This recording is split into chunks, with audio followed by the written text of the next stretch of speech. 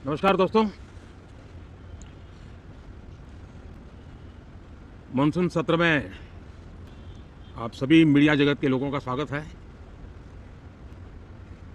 साथियों, मानसून नवीनता और नवसर्जन का प्रतीक है और अब तक जो खबरें मिली हैं, देश में मौसम बहुत ही साथियों, ये मानसून सत्र राष्ट्र के लिए ये बहुत ही गौरवपूर्ण सत्र है। ये मानसून सत्र राष्ट्र के लिए एक अपने आप में विजयोत्सव का रूप है। और जब मैं कहता हूं कि ये सत्र, तो सबसे पहले तो मैं पहली बार इंटरनेशनल स्पेस स्टेशन पर भारत का तिरंगा झंडा वहां लहराना, यह हर देशवासी के लिए गौरव की नया उमंग और उत्साह भरने वाली ये सफल यात्रा रही है। और पूरे संसद, लोकसभा राज्यसभा दोनों सदन, देशवासी जिस गौरव का अनुभव कर रहे हैं उसमें एक स्वर से जुड़ेंगे, एक स्वर से इसका यशगान होगा, जो भारत को अंतरिक्ष में नई ऊंचाइयां पर पहुंचाने वाले जो भावी कार्यक्रम हैं उनके लिए भी प्रेरक बनेगा, प्रोत्साहक बनेगा। साथियों, ये मानसून सत्र की सैन्य शक्ति का, भारत के सैन्य के सामर्थ्य का रूप देखा है। ऑपरेशन सिंदूर में भारत की सेना ने जो लक्ष्य निर्धारित किया था 100% अचीव किया। आतंकियों के आकाओं के घर में जाकर के 22 मिनट के भीतर भीतर ऑपरेशन सिंदूर के तहत उसको जमींदोज कर दिया गया। और मैंने बिहार की एक कार्यक्रम में इसकी घोषणा की थी, जो हमारी सैन्य शक्ति ने बहुत ही कम समय में सिद्ध करके दिखा दिया। और इसमें मेड इन इंडिया सैन्य शक्ति का यह नया स्वरूप, इस पर भी दुनिया बहुत आकर्षित हुई है। इन दिनों विश्व के जिन जिन लोगों से मिलना होता है तो भारत के इस मेड इन इंडिया जो औजार तैयार हो रहे हैं उसके प्रति दुनिया का आकर्षण बढ़ रहा है। मुझे विश्वास है कि जब सदन इस विजयोत्सव को एक स्वर में विजय के भाव से इस सत्र के दरमियान उन ओजस्वी तेजस्वी भावनाओं को प्रकट करेगा, तो भारत की सैन्य शक्ति को बल मिलेगा, प्रोत्साहन मिलेगा, देशवासियों को प्रेरणा मिलेगी। और सैन्य क्षेत्र में जो रिसर्च, इनोवेशन और मैन्युफैक्चरिंग हो रहे हैं, made in India defence equipment बन रहे हैं, उसको भी एक बल मिलेगा और जो भारत के नौजवानों के लिए नए रोजगार के अवसर पैदा करेगा। साथियों, यह दशक हम एक प्रकार से देख सकते हैं कि शांति और प्रगति कंधे से कंधा मिलाकर के आगे बढ़ने के कदम कदम पर प्रगति के एहसास करते रहे हैं। देश कई प्रकार की हिंसक वारदातों का शिकार रहा है, लंबे अरसे तक शिकार रहा है। देश आजाद हुआ तब से ये समस्या को हम झेल रहे हैं, चाहे आतंकवाद हो, नक्सलवाद हो। कोई प्रारंभ में शुरू हुआ होगा, कोई बाद में शुरू हुआ होगा, लेकिन आज नक्सलवाद का, माओवाद का दायरा बहुत तेजी से सिकुड़ रहा है। माओवाद को, नक्सलवाद को जड़ से उखाड़ने के संकल्प के साथ देश के सुरक्षा बल एक नए आत्मविश्वास से, तेज गति से सफलता की ओर कदम रख रहे हैं। और मैं गर्व से कह सकता हूं देश में सैकड़ों जिले नक्सल की चपेट में से निकल करके आज मुक्ति का सांस ले रहे हैं। हमें गर्व है कि बम, बंदूक और पिस्तौल के सामने हमारा देश का संविधान जीत रहा है। हमारे देश का संविधान विजयी हो रहा है।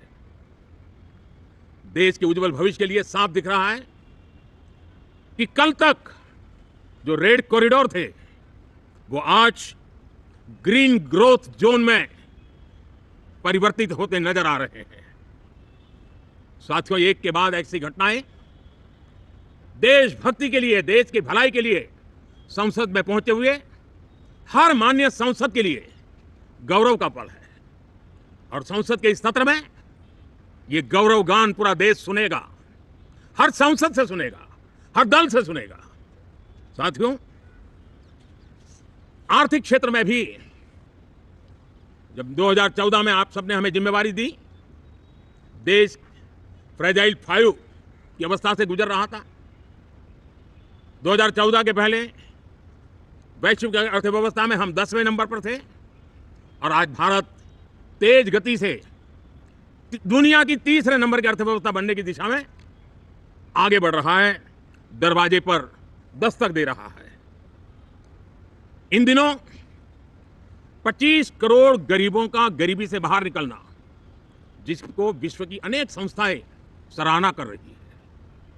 देश में एक जमाना था 2014 के पहले जब महंगाई का दर, इन्फ्लेशन रेट डबल डिजिट में हुआ करता था। आज 2% के आसपास आकर के देश के सामान्य मानवी के जीवन में राहत बन गया है, सुविधा बन गया है। लो इन्फ्लेशन के सामने हाई ग्रोथ एक अच्छे विकास यात्रा की दिशा है।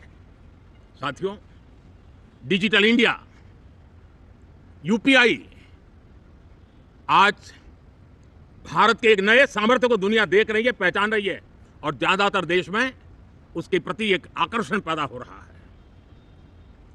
यूपीआई ने फिनटेक की दुनिया में अपने एक नाम कमाया है। रियल टाइम डिजिटल ट्रांजैक्शन दुनिया में सबसे ज्यादा हो रहे हैं। दुनिया में जितने हो रहे हैं, अकेले भारत में उससे ज्यादा हो रहे हैं। साथियों, पिछले दिनों इंटरनेशनल लेबर ऑर्गेनाइजेशन का एक वैश्विक समागम था और उसमें भारत ने बहुत बड़ी ऊंचाई प्राप्त की है। आईएलओ का कहना है कि 90 करोड़ से ज्यादा लोग भारत में अब सोशल सिक्योरिटी के दायरे में हैं। यह अपने आप में एक बहुत बड़ा अचीवमेंट है।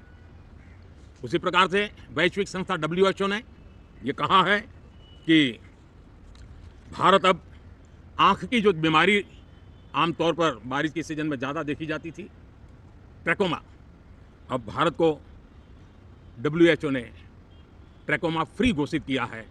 तो आरोग्य के क्षेत्र में भी ये अपने आप में एक महत्वपूर्ण भारत के लिए सिद्धि है। साथियों, पहलगाम की क्रूर हत्या, अत्याचार, नरसंहार, पूरी दुनिया चौंक उठी थी।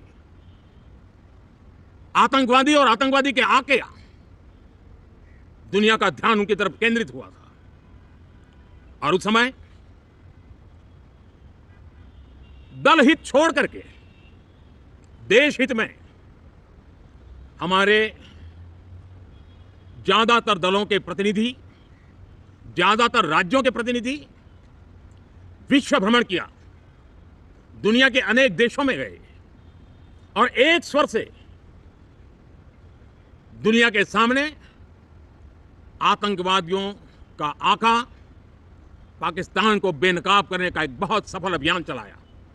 मैं आज राष्ट्रहित में किए गए इस महत्वपूर्ण कार्य के लिए उन सभी सांसदों की सराहना करना चाहता हूं, सभी दलों की सराहना करना चाहता हूं और इसने देश में एक सकारात्मक वातावरण पैदा किया।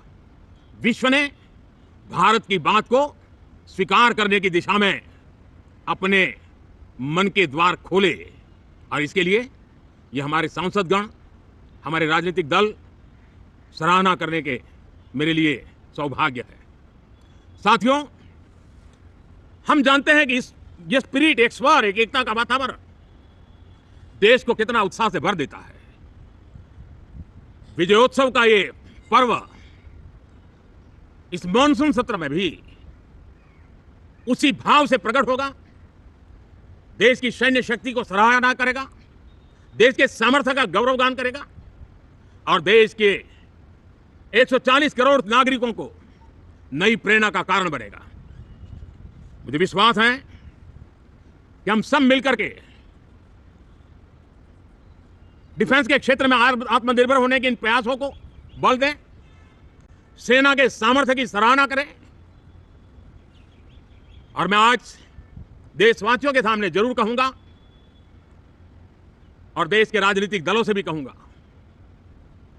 कि देश ने एकता की ताकत देखी है, एक स्वर का सामर्थ्य क्या होता है देखा है। तो सदन में से भी सभी माननीय सांसद उसको बल दें, उसको आगे बढ़ाएं। और मैं जरूर कहूंगा, राजनीतिक दल अलग अलग हैं, हर एक का अपना एक एजेंडा है, अपनी एक भूमिका है, लेकिन मैं इस वास्तविकता को स्वीकार करता हूं कि दल हित में मत भले न मिले, लेकिन देश हित में मन जरूर मिले। इसी एक भावना के साथ इस मानसून सत्र से देश के विकास यात्रा को बल देने वाले, देश की प्रगति को बल देने वाले, देश के नागरिकों को सामर्थ्य देने वाले अनेक विधेयक प्रस्तावित हैं। सदन विस्तृत चर्चा करके उसको भी पारित करेगा। मेरी सभी माननीय सांसदों से उत्तम डिबेट चलाने के लिए शुभकामनाएं हैं। बहुत बहुत धन्यवाद।